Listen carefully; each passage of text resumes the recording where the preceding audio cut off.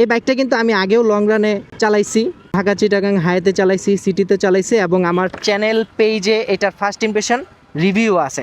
চেষ্টা করবো এটা একটা ডিটেল রিভিউ আপনাদেরকে দেওয়ার জন্য। হন্ডা হর্নেট 2.0 বাইকটা এটা অলরাউন্ডার একটা বাইক, মানে আপনি এটা সিটিতে, হাইওয়েতে, তারপর পাহাড়ি এলাকাগুলোতে ধুমধাম চালাইতে পারবেন। এইটার যে পাওয়ার, এইটার যেই ক্যাপাবিলিটি, আপনাকে কোনো রাস্তাতেই সে হতাশ করবে না। এই একটা জিনিস এই বাইকটার সাথে চমৎকারভাবে যায়। তবে যেই জিনিসটা বাইকটার সাথে যায় না সেটা হচ্ছে এটার সাসপেনশন কোয়ালিটি। ভাই এটা এই বাইকটা নতুন নতুন দেখে বলতেছি না, এটা সাসপেনশনটা হার্ড, এবং এটা 6-7 হাজার 8 হাজার কিলো পরেও ওই রকম সফট হয় না।